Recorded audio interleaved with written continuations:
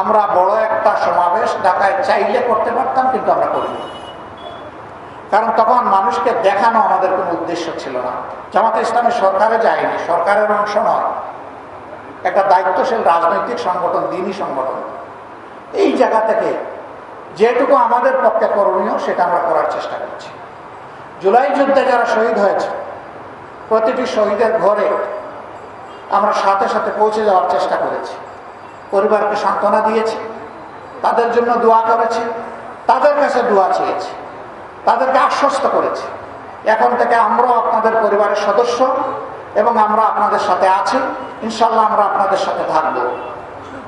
এই শহীদ জুলাই যোদ্ধাদের অনেকেই একেবারেই কেটে খাওয়া সাধারণ মানুষ ছিলেন।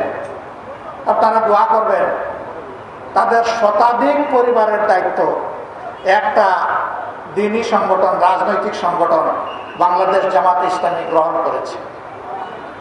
মাসের 1 তারিখ তাদের দেওয়া অ্যাকাউন্ট অনুযায়ী তাদের অভিভাবক জীবনে বেঁচে থাকা অবস্থায় যে রুজি হতো তার চাইতে সামান্য আরো একটু যোগ করে তাদের অ্যাকাউন্টে 1 তারিখ সেটা পাঠিয়ে দেওয়া হয়। পাঠিয়ে দিয়েও আমরা বসে থাকি না, আবার ফোন করে ফলো আপ নেই 1 তারিখে আপনাদের হাতে পৌঁছেছে কিনা। কোন মাসে 1 তারিখে যদি দেখি আমরা আশঙ্কা, তার আগের দিন পাঠিয়ে দেওয়ার চেষ্টা করি। এরপরেই চলে আসলো বন্যা, আমরা ফিরে তাকালাম না কোনো দিকে, সবার আগে চলে গেলাম সেখানে। ফেনীর পানিতে নেমে আমরা চিৎকার দিয়ে বললাম বাংলাদেশের জনগণকে, যাদের সামর্থ্য আছে ছুটে আসুন, পাশে দাঁড়ান, সেবা করুন, মানুষের দোয়া গ্রহণ করুন। আলহামদুলিল্লাহ, শুধু আমাদের দাওয়াত থেকে সেটা আমি বলবো না, কিন্তু আমরা আওয়াজ দিয়েছি সবার আগে। মানুষ ঝাঁকে ঝাঁকে সেখানে গিয়ে পড়লো, আমরাও আমাদের সামর্থ্য অনুযায়ী মানুষের পাশে থাকলাম। এরপরে আমরা খেয়াল করলাম জুলাই যুদ্ধে যারা আহত তাদের ব্যাপারটা কি হবে, আমরা তাদের দিকে আমাদের সামর্থ্য অনুযায়ী চেষ্টা করেছি।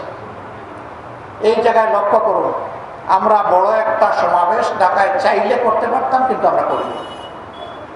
কারণ তখন মানুষকে দেখানো আমাদের কোনো উদ্দেশ্য ছিল না।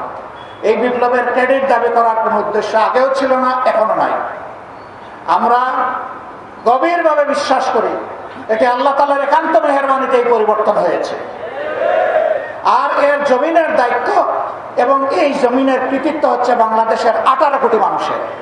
আমরা এখানে কাউকে কোনো মাস্টার মাইন্ড মানি না এবং নিজেদেরকেও মাস্টার মাইন্ড দাবি করি না। যদি একজনকে আমরা মাস্টার মাইন্ড বলি তাহলে বাকি সবাইকে আন্ডারমাইন্ড করতে হয়, আমরা তা করবো না।